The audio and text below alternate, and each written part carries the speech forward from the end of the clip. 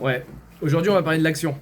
Ça fait une belle suite avec les deux cours des 2 semaines passées.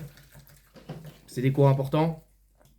On a bien expliqué Dieu. On a bien expliqué toute la transmission de la Torah. On a bien compris que ça sortait pas de nulle part. Que si on croit en Dieu, il y a des bonnes raisons, en fait. Et vraiment, on a expliqué par A plus B toutes les bonnes raisons pour lesquelles tout ce qu'on a aujourd'hui, ça vient du Mont Sinaï, la révélation de Dieu, et que même toutes les autres religions comptent sur la nôtre pour pouvoir exister.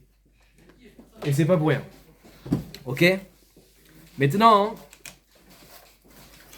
qu'on a reçu cette Torah, vous savez, la semaine dernière, c'était Parashat Yitro.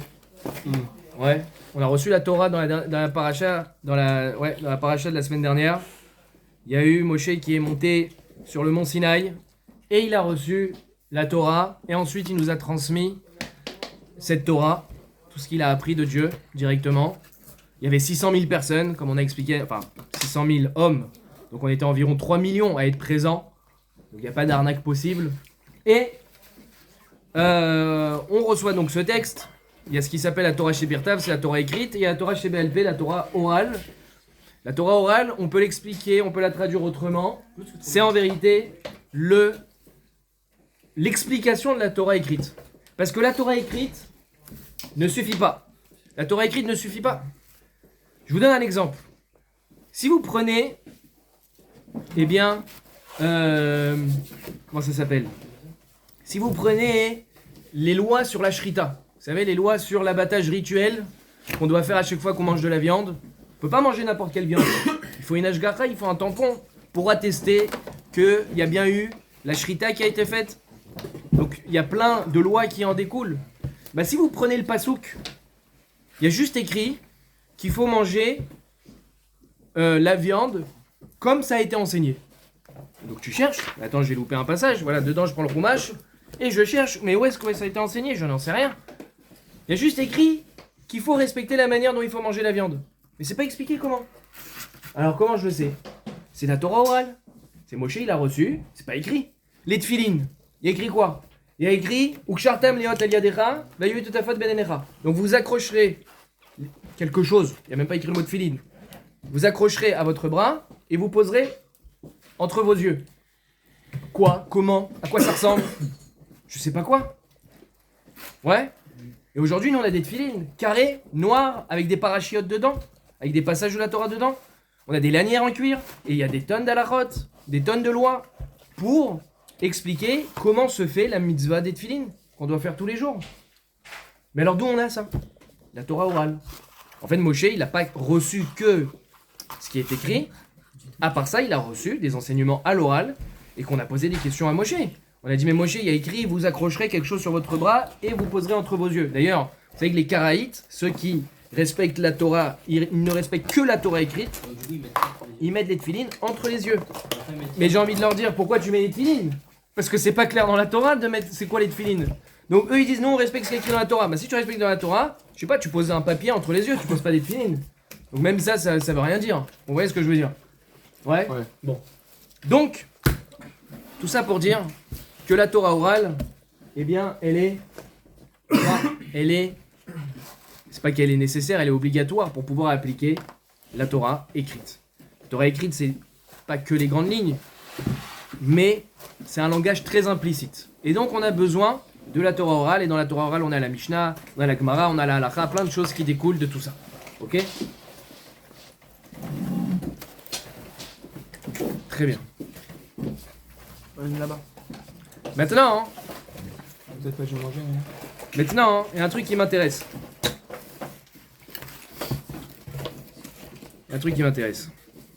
Cette semaine, on était Parashat Mishpatim. Parashat Mishpatim, c'est bon, on a reçu la Torah, maintenant boum. La Parashat Mishpatim, c'est là où il y a des tonnes et des tonnes d'halachot. Des tonnes et des tonnes de lois. Là, c'est pas du tout l'histoire, c'est des lois. Et donc, la Parashat elle commence par Ve'elea Mishpatim asher tasim ifnehem. Voici les lois que j'ai placées devant vous. Et hop, on attaque par quoi ?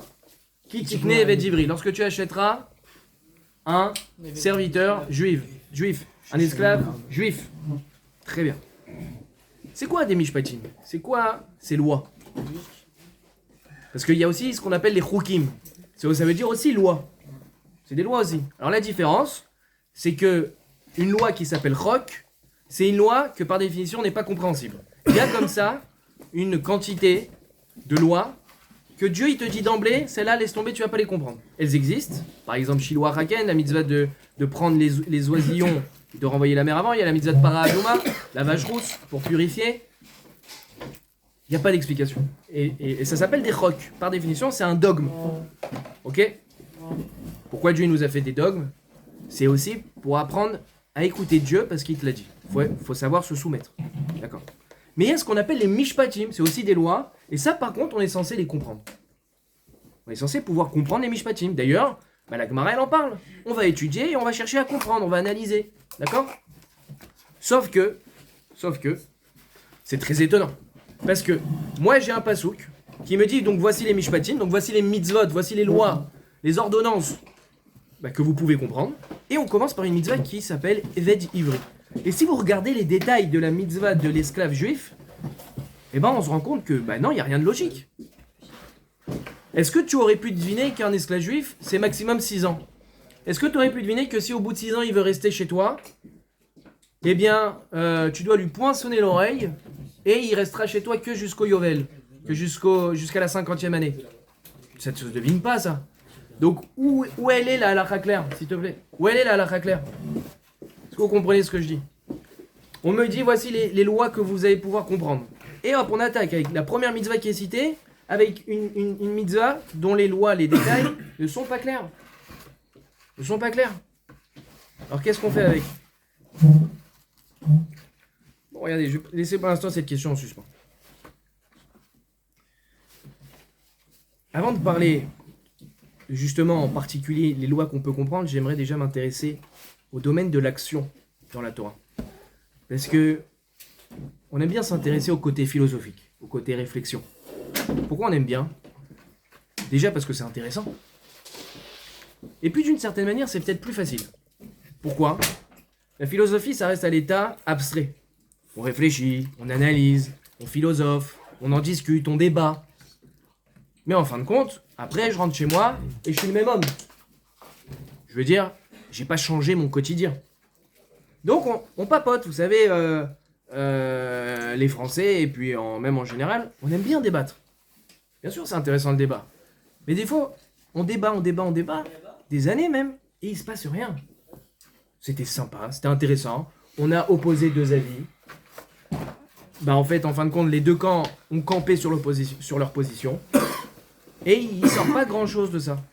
Je dis pas qu'il faut pas débattre, la Gemara elle fait que débattre, elle fait que se poser des questions. Il y a que des marloquettes, des discussions, des oppositions. Rabbi Yochanan, Rav Lakish, Abaye Verava, Rav Shmuel, que des oppositions. Bet Hillel, Bet Shammai, deux écoles qui ont pas arrêté d'être en opposition, bien sûr. Avec un but, c'est de savoir qu'est-ce qu'on doit faire. Mais, et d'ailleurs, dans Sanhedrin Davkouf Vav Amud Bet, là-bas il y a écrit Rachamana Libaba, et cette phrase très connue qui veut dire la Torah, en fin de compte, ce qui l'intéresse, c'est ce qu'il y a dans ton cœur. C'est-à-dire, en fin de compte, quel genre de type tu es. Est-ce que tu es un type bien ou pas? À quoi tu penses? Ouais. Quel genre de personnage tu es? Donc, comment on va le voir? À l'intérieur de ton cœur, qu'est-ce qui s'y cache? Et Dieu, il lit les cœurs. Donc, il voit au fond de toi qui tu es. Tu peux pas l'arnaquer. Alors, si c'est ça, comment ça se fait qu'on est la religion qui a le plus de lois? On a 613 lois. En vérité, on a même beaucoup plus. On a 613 grands titres. Tous les jours, toute la journée, elle est presque codifiée entre les tfilotes, entre les tfilines, entre les tilat yadaïm, l'ablution des mains, quand tu sors des toilettes à Shir Yatzar. Non-stop, le soir Arvit, tac tac, Kriyat Shema Lamita. Le Shabbat, j'en parle pas, les 39 Melachot. Et ensuite, il y a les fêtes. Les fêtes, on a Pessah, des lois dans tous les sens. Sukkot, Shavuot, Chanukah, Purim, même tout Bishvat, ce que vous voulez, tout ça, Rosh Hashanah, etc.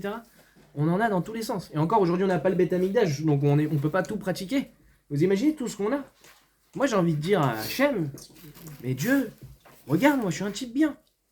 Je mets pas les tefilines, mais regarde, je suis gentil, je suis pas jaloux, je travaille sur moi. Alors pourquoi tu me demandes autant de choses? Je vais être un type très bien sans mettre les tefilines. Je vais être un type très bien sans mettre le tzitzit. Ouais, c'est pourquoi pas. Ramana li baba, et encore une fois, la Torah, Dieu, ce qu'il attend de toi en fin de compte, c'est ce qu'il y a dans ton cœur. Je vais travailler sur moi pour avoir des bonnes pensées, pour ne pas être méchant avec les autres, pour être un type bien, un type gentil, qui vole pas, qui tue pas. Ok? Donc vous comprenez la question, comment ça se fait que, particulièrement chez nous, on a tant de choses à faire? Et c'est important de se poser la question parce que des fois, c'est vrai qu'on a un peu de mal à agir. Parce que justement, c'est plus facile de réfléchir. Je me rappelle une fois, il y a un rave qui m'a dit arrête de réfléchir et agis. On était là en train de planifier, en train de chercher comment faire bien un truc. Arrête, vas-y, fonce maintenant. C'est important de réfléchir. Attention, ne me faites pas dire ce que j'ai pas dit, mais comme tout le monde sait que, évidemment, que c'est important de réfléchir, moi maintenant je vais appuyer sur l'autre. Il faut agir. À un moment donné, il faut tenir un CDR, il faut tenir un programme. Ça suffit pas d'être à l'état de réflexion. À un moment donné, il faut y aller. Et tu verras que d'ailleurs, en y allant, c'est ça qu'on va voir, eh bien ce que tu avais en tête, tout se clarifie. Comment ça marche? Je vais essayer de vous donner 3-4 bonnes raisons, 3-4 explications qui donnent un sens à l'action. D'accord? Encore une fois, l'action ne va pas sans la réflexion et la réflexion ne va pas sans l'action. Mais on peut faire un cours sur la réflexion, on peut faire un cours sur l'action. Moi, je veux vraiment m'intéresser au domaine de l'action dans la Torah. Dans la religion juive, je veux comprendre le rôle et la place que prend l'action. Quand je parle d'action, ça veut dire, par exemple, mettre les tefilines, faire Shabbat, ne pas crier pendant Shabbat, faire sa tefila le matin, mettre le tzitzit. Voilà. À quoi ça sert? Encore une fois, je répète, si je suis un type bien, pourquoi j'ai besoin de mettre des tzitzit? Très bien.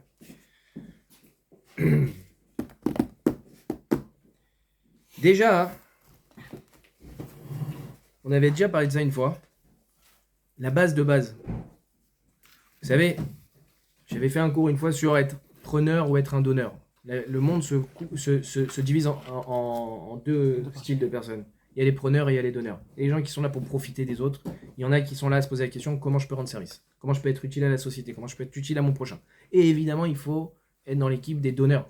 On n'est pas là, on n'est pas censé, on ne doit pas chercher à être juste un profiteur. On doit trouver à comment apporter toute la vie, en fait, c'est ça. Apporter à son prochain, apporter à ses enfants, apporter à sa femme. Si tu es là en tant que preneur, ça se sentira très vite et c'est pas sur toi qu'on comptera. Il faut développer ce côté de donneur. Et j'avais posé la question, s'il faut être tellement un donneur à l'image de Dieu, qui est là que en donneur, comment moi je pourrais donner à Dieu? Il me donne tous les jours, Dieu. J'aimerais bien être un donneur avec Dieu. Avec l'être humain, je comprends comment je peux être un donneur. Je peux donner de l'argent, je peux donner un bon conseil, je peux donner de mon temps, je peux donner de la gentillesse, tout ça. Faire des efforts physiques et l'aider à porter. Mais comment je peux donner à Dieu? Dieu, par définition, ne manque de rien. Je ne peux pas lui donner. Et rapidement, donc, on est arrivé à la conclusion que la seule chose que tu peux lui donner, en vérité, tu peux rien lui donner. Évidemment, tu peux rien lui donner parce que par définition, il manque de rien. Mais un semblant de donnage, c'est une Keilou, genre dire merci à Hachem. Dire merci, tout simplement. C'est le mieux que tu peux faire. C'est le plus que tu peux faire, c'est de dire merci à Hachem. Il n'en a pas besoin, mais si tu es là à chercher à développer un maximum cette envie de donner, alors naturellement, tu peux pas être, ne pas apprécier ce que te donne Dieu, et donc, normalement, tu es censé naturellement vouloir lui dire merci. Et c'est la seule chose que tu peux faire. Et comment on dit merci à Hachem? Comment on dit merci à Dieu? Les tfilotes, par exemple. Toutes les mitzvot. Le Ramban, Nachmanide, à la fin de Parashat Bo, il dit que les mitzvot sont là, première raison donc, pour dire merci à Hachem. Hachem, il t'a demandé des choses. Tu sais pas pourquoi. Tu sais pas pourquoi il t'a demandé de mettre des tefilines. Arvin, tu sais pourquoi il t'a demandé de mettre des tefilines? Voilà, on sait pas pourquoi. Ok? Alors pourquoi je les mettrais? Bah, t'as quelqu'un face à toi, qui s'appelle Hachem, qui en fait te fait du bien au quotidien. Tu sais, quand tu manges, tu mets un truc dans la bouche, tu mâches. Ça, on va dire, c'est toi qui gères. Une fois que t'as avalé, tu fais quoi? Tu contrôles quoi? Qui contrôle la digestion? Tu vas me dire, c'est la mère nature. Et la mère nature, elle est née comme ça. Quand tu t'intéresses 2 secondes au corps humain, tu comprends bien que ça peut pas naître juste d'une évolution. Quand tu regardes même les paysages, tu regardes comment fonctionne tout le monde autour de toi, c'est né comme ça par magie, par probabilité. C'est pas possible. Donc quand tu avales, et qu'ensuite ça rentre dans ta gorge et l'œsophage, pourquoi ça irait pas à droite ou à gauche? Et une fois que ça allait dans l'estomac, tout ce qui s'est passé, toute la digestion, tu t'étouffes pas, il y a les acides aminés qui vont digérer tout ça ensuite, etc. jusqu'à l'eau toilette. C'est incroyable. Et tout ce qu'il y a besoin, donc l'énergie qu'il y a besoin, les protéines, même les féculents, tout ce dont le corps a besoin, il va trier, etc. Et tout ce qui est pas bon pour le corps, il va le sortir. C'est extraordinaire. C'est pour ça qu'on fait une bracha d'ailleurs quand on va aux toilettes. Quand on sort des toilettes, on fait une bracha, on remercie à Dieu, parce que on remercie Dieu que ça fonctionne bien tout ça. Sinon, tout ça, ça pourrirait à l'intérieur de nous. Enfin bon, c'est extraordinaire. Donc en fait, on contrôle pas grand chose. Donc on a largement de quoi dire merci à Dieu. Là, je vous ai pris un tout petit truc. Respirer, se réveiller le matin, voilà, là, il va pas dire merci à Dieu. C'est gênant ce qu'il a eu. Donc, c'est extraordinaire. Donc on a mis l'occasion de dire, pour dire merci à Dieu. Pas de problème. Donc, à partir de là, moi je veux lui dire merci. Je sais pas comment. Eh bien, il m'a demandé de faire des choses. Alors, je sais pas pourquoi. Bah, je vais le faire parce qu'il me l'a demandé. Et c'est ma façon à moi de dire merci. D'ailleurs, comment s'appelle le peuple juif? Vous savez, on dit c'est la terre de Judée. Judée, ça vient de Yehuda. Yehuda, c'est Yehudi. Donc, les Yehudim. Les Yehudim, Yehudi, ça vient de quoi? Du mot Oda'a. Oda'a, ça veut dire merci, reconnaître. On est là pour reconnaître qu'il y a un Dieu. Et quand tu reconnais qu'il y a un Dieu, bah, automatiquement, tu dis merci. Être reconnaissant. Reconnaissant, il y a deux explications. Reconnaître. Quand tu reconnais, bah, tu es reconnaissant. Reconnaissant, ça veut dire savoir dire merci. Et on est là pour ça. On est là pour savoir dire merci. Donc, première raison pour laquelle je ferai les mitzvot, parce que juste dire merci, déjà, tu peux bien sûr juste dire merci. Mais à part ça, il t'a demandé de faire des choses. Il t'a dit de faire des choses. C'est pas pour lui. Pourquoi, etc. C'est l'objet d'un autre cours. Mais en tout cas, bah, déjà, si t'as pas de bonne raison pour le faire, dis-toi qu'au moins, tu es reconnaissant envers Dieu. Puis, je sais pas pourquoi il m'a demandé de mettre les tefilines, mais par reconnaissance, je mettrai les tefilines.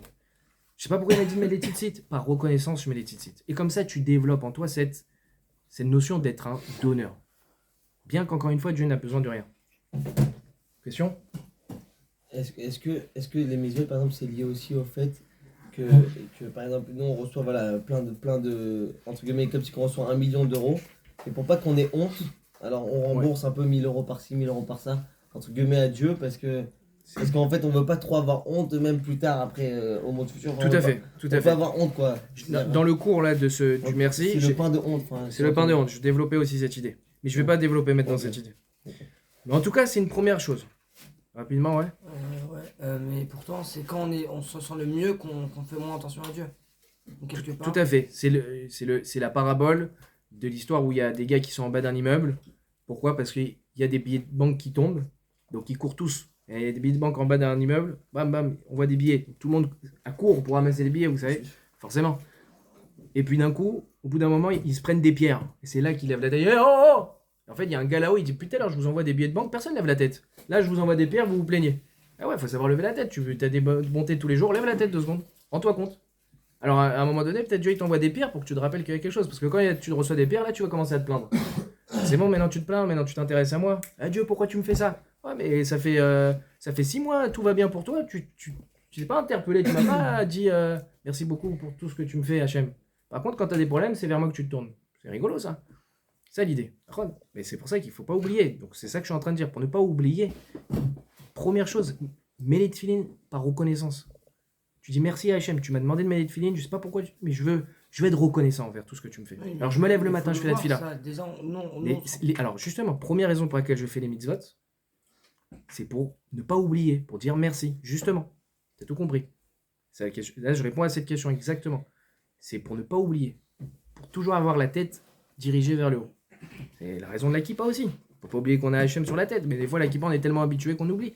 Alors je fais les mitzvot. Je fais les mitzvot pour ne pas oublier, pour savoir dire merci. Ça c'est un premier point. Petit point, mais qui des fois aide, quand on n'a pas trop les nerfs, aide à motiver. C'est quoi, je le fais pas parce que j'ai envie, je le fais pour dire merci. Première chose. Deuxième chose, qui est très importante aussi, parce qu'encore une fois, le problème c'est que Dieu, lui, ce qui l'intéresse, a priori, comme la Gemara le dit, c'est ce que j'ai dans mon cœur. Alors, ça ne peut pas suffire d'être quelqu'un qui réfléchit, quelqu'un qui cherche à être un type bien, mais dans l'intériorité. En fait, là, on parle d'intériorité et d'extériorité. On comprend à quoi sert l'intériorité, ce qu'il y a à l'intérieur, d'avoir des bonnes pensées, encore une fois, de ne pas être jaloux, de ne pas désirer, de ne pas truc. Mais il y a autre chose, c'est l'extériorité. À quoi elle sert l'extériorité? L'action. Et donc, deuxième point maintenant. Deuxième point qui explique à quoi servent toutes ces mitzvot. À la fin du Messilat Yesharim, donc un livre du Ramchal, un livre de Moussar, un livre de morale, là-bas, il dit quelque chose, je vous le lis dans les mots, il dit « Ki atenua chitzonit le mouvement extérieur, donc l'action, meoreret apnimit, réveille l'intérieur. Le fait de bouger, le fait d'agir, permet d'éveiller mon intérieur. Ou bevadaï, chez Yoter Mesura Beyado, hi achitsonam et apnimit. Et laquelle tu maîtrises le mieux? C'est l'action extérieure plutôt que celle d'intérieur. C'est beaucoup plus difficile de maîtriser ses pensées que de maîtriser ses actes. C'est bien plus facile de se lever, de trucs, à un moment donné, tu as une pensée qui vient dans ta tête, c'est dur des fois de la sortir. Plus tu penses à ne pas y penser, plus tu y penses. C'est vrai, c'est difficile de maîtriser ce qu'on a dans la tête. Donc, le Metsiat Yesharim, il nous dit quoi? Il nous dit que le fait d'agir permet d'éveiller l'intérieur. Nous, ce qu'on veut, en fin de compte, c'est effectivement d'être intérieurement, profondément, quelqu'un de bien. Ok? J'emploie à des termes un peu généraux, mais pour que vous me compreniez, hein, quelqu'un de bien, un bon juif, etc. Mais comment je fais pour éveiller ça? Eh bien, je vais utiliser ce que je peux maîtriser le plus facilement, à savoir les actions. Aller à la tefila, je maîtrise mes jambes, je peux me lever, je maîtrise plus facilement que ce que j'ai dans ma tête. Et donc, en allant à la tefila, en mettant mes tzitzit, en mettant les tefilines, tout ça va me permettre d'éveiller, de réveiller, de garder en constance un bon intérieur. C'est-à-dire que forcément, je vais vous donner une image. Vous savez que quand on est habillé, par exemple, excusez-moi pour l'exemple, hein, mais c'est vrai, quand on est habillé en sweat et jogging, par exemple, je vous assure qu'on n'a pas la même attitude que quand on est habillé en costume. Même dans le métro. Vous ne devenez pas un autre homme. L'habit ne fait pas le moine. Mais l'habit aide à être un moine. Contribue. Aide. C'est-à-dire que même ta démarche va être différente. Oui, parce que quand tu es en costard, tu veux pas te salir. Donc forcément, tu ne vas pas commencer à sauter n'importe où. Tu vas pas, etc. Tu auras naturellement un maintien. Je ne dis pas que c'est forcé, mais ça aide. C'est la même idée. C'est exactement la même idée. En fait, quand tu agis, quand tu fais, l'extérieur va influencer l'intérieur, va aider. Et c'est dur de maîtriser l'intérieur. Alors comment je vais faire? Je vais employer l'extérieur, je vais employer l'action pour pouvoir contrôler plus facilement ce que j'ai à l'intérieur de moi. Et je rajouterai là-dessus que dans le Minchat Chinour, c'est un livre qui recense justement les 613 mitzvot, il les explique chacune. Et bien là-bas il dit, dans la 16e mitzvah, qui concerne Pessah. Là-bas, il dit un truc très marrant. Là-bas, c'est la mitzvah de... Vous savez, à Pessah, on n'a pas le droit, je ne sais pas si vous le savez, on n'a pas le droit de casser l'os. Vous savez, qui est sur le plateau. On ne peut pas le toucher, mais non. Non, on a le droit de le toucher, mais on n'a pas le droit de le casser. Ok. Faut pas qu'il soit cassé. En contact, Et là, il dit... C'est quand même bizarre. Là, il en a marre. Il dit, il n'y a pas suffisamment d'halachot, il n'y a pas suffisamment de loi à Pessah pour encore rajouter un truc, tu n'as pas le droit de casser l'os. Quoi ça sert? Tu n'as pas le droit de casser l'os. C'est bon, il n'y a pas le chametz, on doit manger la matzah, tout le seder du soir, tout le programme, etc. Les arba kosot, les 4 verres de vin. C'est bon, toute la gada. Un truc qui sort de nulle part, tu ne dois pas casser l'os. Mais c'est bon, ça y est. Quoi ça sert? Tout Pessah, toute la fête de Pessah, elle sert à quoi? À se rappeler de la sortie d'Égypte. Parce que c'est vraiment un événement fondamental, un événement central dans la vie du peuple juif. Ouais. C'est là où le peuple juif a été créé. Et juste après découlera le don de la Torah. Et donc je ne sais pas si vous avez remarqué, mais tous les événements de l'année même, à chaque fois on fait référence à la sortie d'Égypte. Dans le Kiddush du Shabbat, plein d'événements, dans la Hamida, dans le Kriyat Shema, partout, il faut rappeler la sortie d'Égypte, parce que c'est là que ça démarre. Et à Pessah, c'est vraiment, ce qui culmine le plus, c'est là vraiment la fête de la sortie d'Égypte, c'est à cette époque-là qu'ils sont sortis d'Égypte et tout. Donc on va commémorer tous les 10 Makot, la Kriyat Yam-Souf, l'ouverture de la mer Rouge, etc. etc. Et le Chinour, donc, il dit qu'en vérité, il dit cette phrase très connue, Adam nif'al lefi peolotav. Un homme est façonné, un homme est fait en fonction de ses actions. J'ai déjà cité ici. Un homme est façonné en fonction de ses actions. Ça veut dire que tu prends un gars, par exemple vraiment un rachat, un type mal, un méchant. Tu le forces à faire des bonnes actions, à faire du chesed, tu le forces tous les jours à mettre de la tzedaka, eh bien il va être façonné par l'action. C'est-à-dire qu'à force de faire des choses bien, ça va le transformer. C'est naturel. Quelqu'un qui, naturellement, normalement, tu n'aimes pas la vue d'un mort. Naturellement, un être humain, il est sensible à ça, c'est humain, tu vois un mort, t'es pas bien. Ben, à force, tu peux t'y habituer. Par exemple. Tu peux te transformer, juste en regardant. Ok? En tuant, à force de tuer, tu peux devenir un tueur. Alors que, de base, non. On peut avoir un pendant plus facile. Je parle d'un homme normal, pas un psychopathe. Hein. Un homme normal, a priori, il n'aime pas tuer. Et à force de tuer, d'ailleurs c'est ce qu'il faisait à l'époque de, par exemple, la Seconde Guerre mondiale, mais toutes les guerres, tu déshumanises déshumanise en forçant, en forçant les gens, les soldats à regarder des choses horribles, en forçant à faire des choses très méchantes, à tuer un enfant, etc. Au fur et à mesure, tu n'es plus un humain, et donc tu t'y habitues. Et pourtant, de base, c'était un type très bien, hein, mais à force d'agir, ça te change. Et c'est vrai dans les deux sens. Tu peux prendre le roi, il chope un tzaddik, il chope un rabbin, par exemple, un grand rave, et il le force à voler les gens. Il le force, il dit tu voles pas, je te coupe la tête. Bon. Bah à terme, ce rave-là, bien qu'à l'intérieur c'était quelqu'un de bien, il devient un voleur. C'est ça qui dit le Midrash Khinour. Et donc, pour revenir à l'os, en fait, la Torah, elle t'a mis un maximum d'actions, même des choses, tu sais pas pourquoi. Elle te dit, tu mets l'os, encore une fois, c'est une mitzvah pour Zecher l'Yetziat Mizraim, pour te rappeler de la sortie d'Égypte.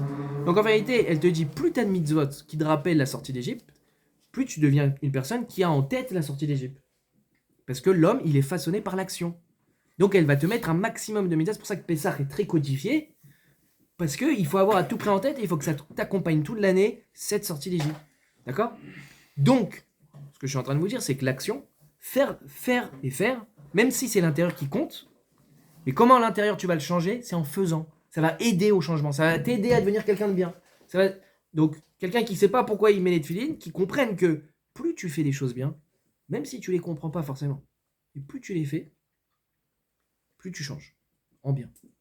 Et plus tu fais quelque chose de mal, plus tu deviens quelqu'un de mal. Tu dis non mais moi, j'arrive à différencier l'homme de l'argent. Non. Crois pas. C'est ça qu'on nous dit. Plus tu vas agir, en bien ou en mal, plus tu vas changer. C'est un point très important.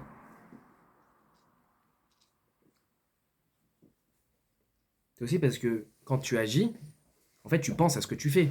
Si tous les jours on te force à faire la tzedaka, tous les jours on te force à faire de la charité, j'ai n'importe quoi. Même si tu veux pas, tu penses à ce moment-là que tu es en train de faire de la charité. Donc en fait, tu es constamment en train de penser, quand tu fais des choses bien, aux actions bien que tu fais. Donc au fur et à mesure, tu n'as que des choses bien en tête. Vous voyez ce que je veux dire? C'est un peu voilà, c'est un automatisme. Que le corps, il réagit à ça. Donc voilà une deuxième raison pour laquelle, eh bien, il y a 613 mitzvot. Plus il y a d'action, plus tu as d'occasion de changer. Plus tu as d'occasion de faire du bien. Plus tu as d'occasion de grandir. Plus tu as d'occasion de te rapprocher d'Hachem. Très bien. Ça, c'était un deuxième point. Troisième point. Celui-ci est un peu plus fin. Après, il y a des mitzvot qui sont réservées aux femmes et des mitzvot réservées à l'homme. L'objectif, c'est que tout le monde... Tu as tout à fait raison. J'entends la question. C'est juste que... Faut dire Yotze. Ouais, Yotze. Comme je suis ashkenaz, je fais pas souvent psh, mais psh, comme kavod. Non, c'est une très bonne question, t'as raison. Non, t'as raison, c'est une très bonne question. En fait, il faut comprendre que même si on a les 613 mitzvot, les femmes n'ont pas les 613 mitzvot, tu as raison. Et il y a des mitzvot que la femme a, il n'y en a pas beaucoup, que nous on n'a pas, mais il n'y a vraiment pas beaucoup. C'est parce que elle, à part ça, en fin de compte, l'homme et la femme, qu'on le veuille ou non, ne sont pas pareils. Et donc, ils vont avoir une évolution différente. Donc, en fait, sur certains points, elle a besoin. C'est surtout en rapport, c'est aussi parce que physiquement on n'est pas pareil. Donc elle a certaines mitzvot à cause du physique qui fait que elle aura d'autres mitzvot. Mais parce que elle a besoin de ça pour grandir. Que nous on a besoin d'autre chose. Ok? C'est aussi parce qu'elle s'occupe de l'éducation des enfants par exemple. Plus. Et donc, ou bien aussi, on dit qu'il y a eu 10 cabines, 10 mesures de paroles qui ont été données dans le monde, 10 mesures de parole. Et on dit que les femmes en ont pris 9. Donc généralement on dit ça en blague, c'est pour ça que les femmes elles aiment bien papoter. Ça veut pas dire ça, c'est-à-dire que les femmes elles prient beaucoup plus facilement. Un homme il se lâche pas comme ça, Dieu s'il te plaît de moi. Les femmes elles, très facilement, avant de rentrer dans le métro, Dieu s'il te plaît que j'ai une place dans le métro. Elles prient comme ça toute la journée, elles prient plus facilement. La femme normalement elle a un naturel où elle s'exprime plus facilement avec Hachem. Donc, en ce sens, elle a peut-être moins besoin de mitzvot, parce qu'elle est toujours en proximité. Donc on n'est pas fait de la même façon. C'est pour ça qu'elles auront d'autres mitzvot et nous on aura d'autres mitzvot. C'est juste pour ça. En fin de compte, le but est le même. Ça répond à ta question. Très bien. Avant de parler du point justement un peu plus fin que j'allais vous dire, je vais passer directement au 4e point. Et ce sera le dernier. Ça c'est très facile. Vous savez, quand on fait des études et tout, c'est important les mémotechniques. Ouais, des fois on se souvient pas de choses, donc il faut mettre en place des mémotechniques. Et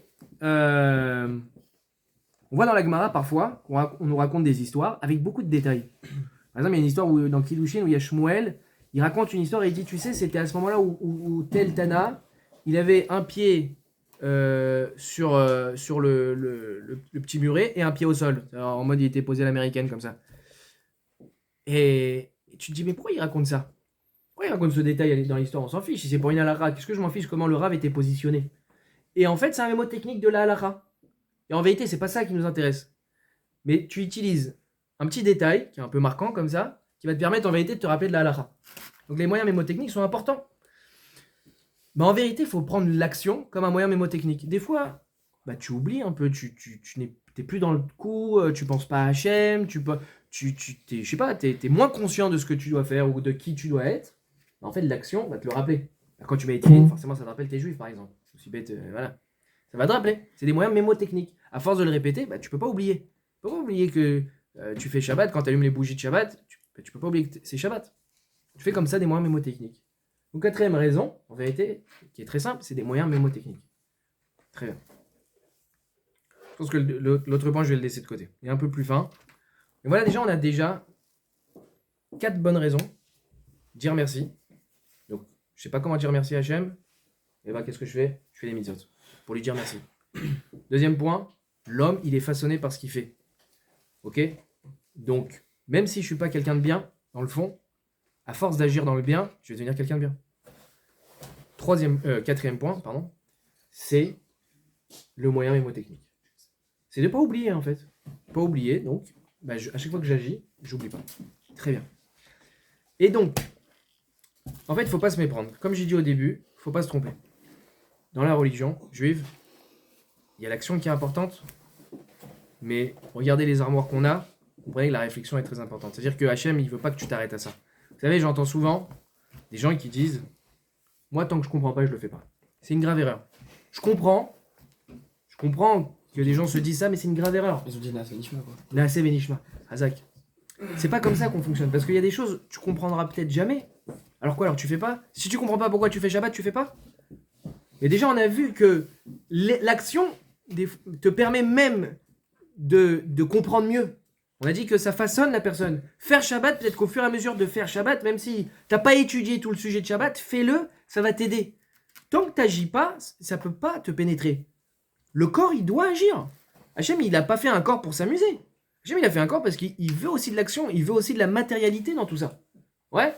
C'est aussi la différence avec d'autres religions qui, eux, ils font bien la différence entre la spiritualité et la matérialité. Ça peut pas se mélanger. Chez nous, ça se mélange. Et la matérialité, elle est au service de la spiritualité. Au contraire, il n'y a pas de problème. Bien sûr, c'est comme ça. Vous savez, je vous avais raconté l'histoire avec Caïn et Evel. Il y a longtemps, je vous ai raconté ça. Entre Caïn et Abel. Pourquoi Caïn, il a tué Abel? Qu'est-ce qu'il en a voulu? Qu'est-ce qui s'est passé? Abel, il a offert un cadeau à Hachem. C'était quoi? C'était des taureaux. Il a fait un sacrifice. Abel, il a offert des petites épluchures, un petit truc. Un peu ridicule. L'offrande de Abel, elle a été acceptée. L'offrande de Caïn, elle n'a pas été acceptée. De Caïn n'a pas été acceptée. Les deux fils de Adam, ouais. Et alors, qu'est-ce qui s'est passé? Caïn, il a tué son frère. Qu'est-ce qui lui est passé par la tête pour tuer son frère? Parce que c'est quoi? C'est de la jalousie? C'est quoi cette histoire? Et pourquoi Hachem, il est méchant aussi. T'imagines, t'as 2 enfants. Les 2 viennent avec un dessin. Il y en a un, il est nul, le dessin, et l'autre, il est magnifique. Alors, tu vas dire à celui qui est nul, vraiment, il est dégueulasse ton dessin. Il est très moche ton dessin, t'es nul. Je te renie, t'auras pas d'héritage. Non, tu fais pas ça, tu fais semblant. Pourquoi Dieu, il a voulu à ce point montrer la différence entre l'offrande de Abel? C'est pas grave, même s'il offre des épluchures, il a pas mieux. Faut savoir que Abel, c'était celui qui travaillait les animaux. Donc s'il travaille avec les animaux, c'est lui qui est le berger des animaux. Bah forcément, il a à offrir des animaux. Mais quand lui, il travaillait la terre, mais il a pas d'animaux à offrir, il a que des fruits, des petits fruits et des épluchures. Bah c'est normal. Et là, Hachem, il est méchant. Hachem, il dit, toi, Cain, c'est moche, toi, Abel, je t'aime bien, t'es mon favori. C'est horrible. Hachem, il a perdu la tête ou quoi? Chas v'shalom.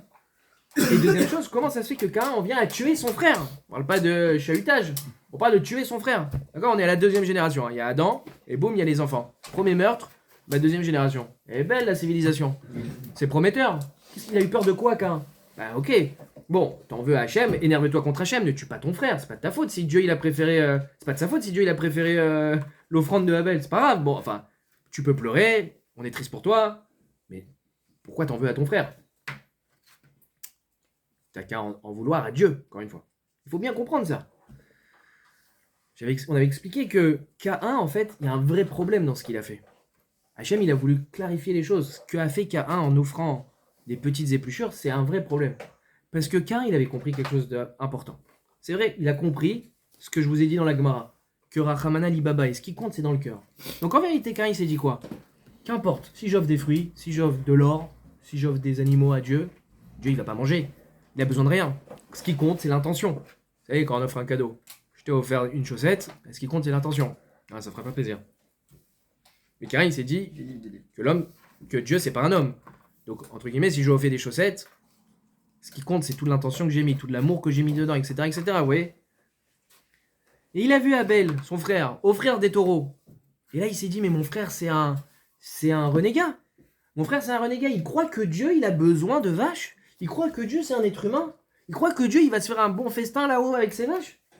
Et c'est un coffre, c'est un renégat. Il est fou, mon frère. Il faut le tuer. Il faut supprimer cette branche. Encore une fois, on est les prémices des futures générations.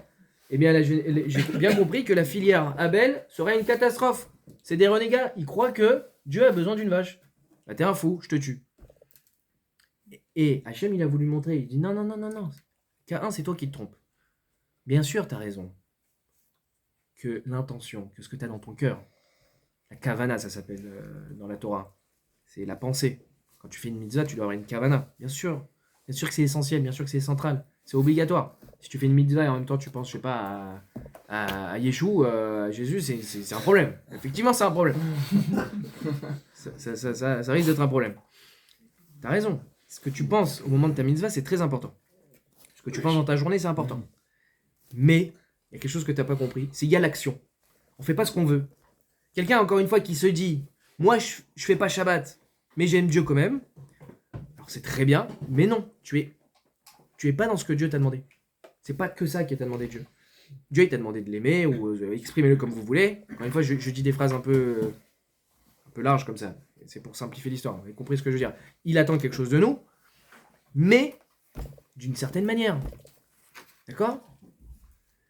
Donc, Caïn, comment il s'appelle? Ça s'appelle le juif du cœur. Ça s'appelle le gars qui se dit, ce qui compte, c'est mon cœur. Peu importe si je mets les tefilines, peu importe si je fais Shabbat, peu importe si j'étudie la Torah. Non, mon ami.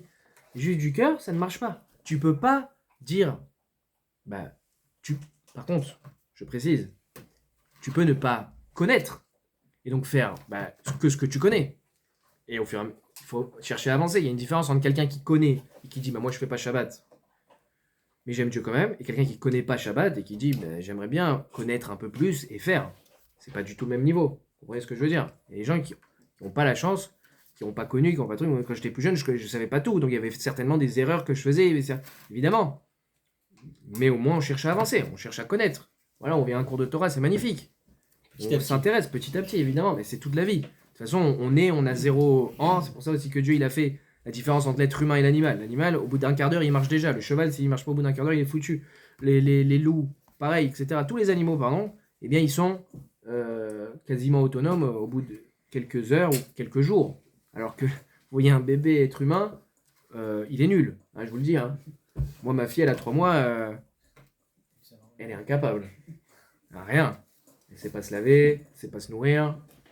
Brosser les dents, elle n'a pas de dents. Bon, voilà, je lui pose une question, quel jour on est, incapable de me répondre. Voilà, comment tu t'appelles? Ça fait 3 mois on lui répète, incapable de me répondre. Vous voyez un peu le niveau. C'est même pas GAN 1, c'est même pas maternelle section 1. Et pourquoi il a fait ça, Dieu? Pour que tu comprennes. On progresse, il y a plein de raisons. La raison, c'est on progresse, on apprend, on a besoin des autres. On est une équipe, d'accord? Donc, on progresse, voilà, c'est important de comprendre, on progresse dans la vie, on avance, d'accord? Et aussi savoir s'intéresser à ce que les anciens ont à nous enseigner. La raison de la Yeridat Hadorot, d'ailleurs. Ouais, c'est aussi ça, je vous le dis aussi. Vous voyez, aujourd'hui, on est en train de remettre tout en question dans la société. Ils sont en train de démonter les grandes figures, par exemple, de l'histoire française. Ce qu'on appelle le wokisme, ça veut dire, maintenant on est woke, ça veut dire on met de côté le passé, on déconstruit toutes nos bases, tous nos anciens, l'époque des Lumières, tout ça, on est en train de montrer que c'était des pourritures. Et tout ce qu'on croyait être vrai est faux, et maintenant on va redécouvrir. Tu croyais qu'il y avait des hommes et des femmes dans le monde? C'est faux. Il y a ce que tu veux. tu veux être un furet, tu es un furet. Tu prends un cartable, t'as un cartable. Toi, t'es un homme, tu veux être une femme, tu peux l'être. Sans aucun problème. Moi, un jour, je vais manger quelqu'un, et si on m'amène au tribunal, je dirais, mais moi, je suis un chien. Et moi, je mords, j'ai la rage. Eh ouais. Eh, pourquoi pas? Sinon, c'est discriminatoire. Ah, j'ai pas le droit d'être un chien. C'est quoi cette époque? Non, on est Tout va à l'esprit. ou un homme, J'ai une pizza, moi. ou on est une femme. Zéouzé, par exemple. Et ça, on le déconstruit. Je suis une éponge. La femme fait des enfants. C'est pas maintenant. Vous savez, il y a des couples où l'homme, c'est la femme et la femme, c'est l'homme. Ouais, des couples, Et- la femme, partout McDo. Ah, écoutez bien, écoutez bien. Il y a des couples où l'homme est devenu la femme et la femme est devenue un homme. Et ils ont... Ouais, il y a un couple comme ça. Et administrativement, c'est une galère parce qu'ils ont un enfant. Donc le papa, qui est en vérité une femme, porte un enfant. Et on ne connaît pas le statut de ce couple ni de l'enfant, etc. C'est une catastrophe. Je me rappelle, il y avait une plainte d'une dame qui disait que mon fils n'est pas un fils, mais une fille. Et elle portait plainte contre la mairie parce qu'on l'avait mis dans le dortoir des garçons. Elle voulait qu'il soit dans le dortoir des filles. Et la mairie avait dit non, c'est un problème. C'est bon, s'il vous plaît. Écoutez bien. Pas obligé d'entendre ces bêtises-là. Donc, vous comprenez, on est face à quand même une société intéressante. Mais pourquoi on peut étudier la question. Vous savez, une des raisons, pourquoi ça n'existe pas chez nous, ça? Il y a un phénomène chez nous qui s'appelle la Yeridat Adorot. La Yeridat Adorot, ça veut dire la dégradation des générations. Ça veut dire que, je vais bien expliquer ça, vous pouvez faire ce que vous voulez, vous arriverez jamais au niveau de Moshe Rabbeinu. Mais non, en fait, on vous a pas demandé d'arriver au niveau de Moshe Rabbeinu. On a demandé d'arriver au niveau de Judy, il doit arriver à son niveau. Julien, à son niveau, il a une mission à lui, et on t'a pas demandé de devenir Moshe. Pareil Josh, ou Lucas, ce que tu préfères. Daniel, chacun de vous, moi, tout le monde, on n'a pas le devoir de devenir Moshe Rabbeinu. Mais en tout cas, on ne pourra jamais connaître autant que Moshe Rabbeinu. On ne pourra jamais connaître autant que Rabbi Akiva. D'ailleurs, vous voyez qu'un Amora, donc c'est dans les époques, un Amora ne peut pas contredire un Tana. Il n'a pas le droit. Un Acharon n'a pas le droit de contredire un Rishon. Donc ceux qui sont de l'époque après 1800, 1700, n'ont pas le droit de contredire ceux qui sont de l'époque d'avant, ceux des Rishonim. Comment ça se fait? Comment ça se fait que c'est comme ça? Qu'on le veuille ou non, à chaque fois on nous dit oh, la génération d'aujourd'hui c'est une cata par rapport à celle de l'époque. Et c'est vrai, on regarde, on baisse de plus en plus. On n'est pas au niveau d'Abraham Avinu. D'accord? Encore une fois, Gabriel ne devient pas Abraham Avinu, devient le Gabriel que Hachem il attend. Que là-haut, il te montre la photo de toi maintenant, et de toi quand tu montes au ciel à 120 ans. Et celui qui l'attendait, ça doit être la même photo. Les sfarim que tu dois écrire, tu les auras en main. Ça sera ta chaîne. C'est ça que tu dois devenir. Pas les sfarim qu'Abraham Avinu il a voulu écrire. Ou que Moshe Rabbeinu il a fait. Non, tes sfarim à toi. Mais, en tout cas, on ne peut pas atteindre le niveau de connaissance.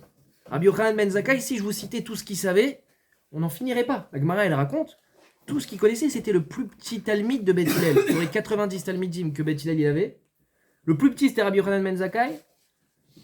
Et la Gemara, elle dit, et lui, le plus petit de tous les talmidim, voici tout ce qu'il connaissait. Il connaissait tout. Il connaissait la langue des oiseaux, il connaissait le fonctionnement de tous les arbres en détail, tout. Je vous parle même dans la nature, quoi, parce qu'évidemment, dans la Torah, tous les Machloktot, Abayvera, va tout par cœur, tous les Braithot, tous les Mishnayot, tous les Midrashim, tout. On en est loin. Alors Hachem, il a fait un phénomène comme ça, on dirait que c'est contre notre gré, quoi. Chaque génération est pire, ou moins forte en tout cas, que la précédente. Comment ça se fait? Il dit parce que, soyez conscients de ça, si il n'y avait pas la Yeridat Adorot, pourquoi on ouvrirait la Gemara? Sachant que je peux être même plus grand que Rabbi Yochanan ben Zakkai, pourquoi je m'intéresserais à ce que dit Rabbi Yochanan ben Zakkai? Pourquoi je m'intéresserais à la Torah de Rabbi Akiva? Pourquoi je m'intéresserais aux enseignements de Rabbi Nachman? Pourquoi je m'intéresserais au Gaon de Vilna? Ouais, je peux être à son niveau. Effectivement, tu aurais pu être à son niveau s'il n'avait pas fait ce phénomène-là. Et donc, on ne se serait jamais intéressé à notre passé. On ne se serait jamais intéressé aux anciens écrits. Mais il y a une Torah énorme qui est derrière. Ok, tu peux atteindre le niveau, mais il y a une Torah énorme. Il y a toute une transmission, il y a toute une expérience. Il y a une énorme analyse qui s'est faite. Donc Hachem, qu'est-ce qu'il a fait? Il a fait que forcément, tu dois dépendre de la génération précédente. Et les valeurs qui ont été transmises, elles existent encore. Oui, parce qu'on doit se transmettre, parce que nos anciens étaient des grands, nos rabbanim étaient des gens qui ont eu une belle vie, des gens bien, des belles valeurs, ont été façonnés par la Torah, qui eux-mêmes ont pris de leur rave, etc., etc. Et donc on se tourne vers eux et on veut apprendre. C'est pour ça qu'on va écouter des rabbanim, on va écouter Rav Smadia, on va écouter tous les rabbinim qu'on connaît. Malheureusement pour vous, c'est ce que vous avez ce soir.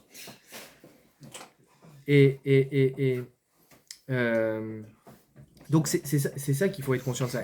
C'est ça qui fait qu'il ne peut pas y avoir de déconstruction chez nous. Il n'y a pas, aujourd'hui on met un point d'arrêt, tout ce qu'il y avait à l'époque, c'est du shaker, c'est du mensonge, et maintenant on va voir ce qu'on va faire.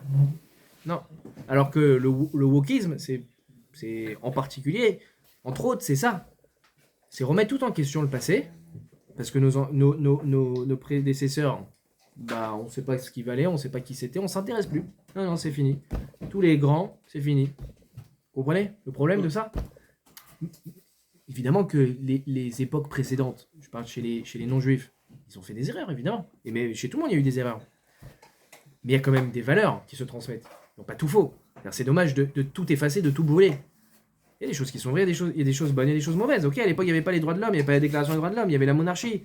Et ok, à l'époque, il y a eu le maréchal Pétain qui a fait copain-copain avec les nazis. Ok.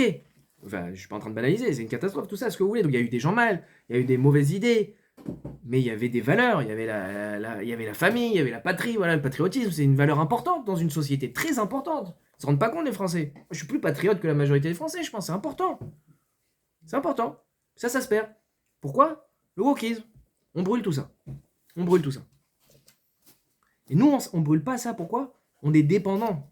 Et c'est important d'être dépendant. Les gens, ils aiment pas être dépendants. J'ai entendu des catastrophes dans les couples. Faut pas être dépendant l'un l'autre, n'importe quoi. Enfin bon, pas me perdre. Donc, c'est important. L'important, c'est la transmission. C'est s'intéresser. Et par exemple, si on n'avait pas eu ça, si on n'avait pas eu cette transmission, on ne saurait pas comment mettre les tefilines, on ne saurait pas à quoi ressemblent les tefilines. C'est pas écrit dans la Torah. On a la formation des tefilines carrées noires parce que Moshe Rabbeinu, il a dit à Yoshua, il a dit aux Skenim, et les Skenim, ils ont dit aux Nevim, etc., jusqu'à aujourd'hui. On porte des tefilines que Moshe Rabbeinu, il a dit comment les porter. Vous imaginez? Si on ne s'intéressait pas à la transmission, à notre passé, on n'aurait pas ça. On aurait peut-être des tefilines roses et triangulaires ou hexagonales. Ouais, ce serait joli. Ou doré, voilà, claquant. Elles dire bien, c'est beau, ça claque, c'est doré. Moi, je préfère l'argent. Non, vous comprenez, c'est important. Cette transmission-là, on reçoit la shrita pareil, on ne saurait pas comment la faire, tout ça. Et toutes les halakhot, c'est comme ça. Donc, pour en revenir à ce qu'on disait, et vous savez, vous n'aurez pas la réponse à la question que j'ai posée au début. Peut-être on y répondra une autre fois. On a fait ce shiur pour comprendre pourquoi il y a autant d'actions, pourquoi il y a tant de choses à faire.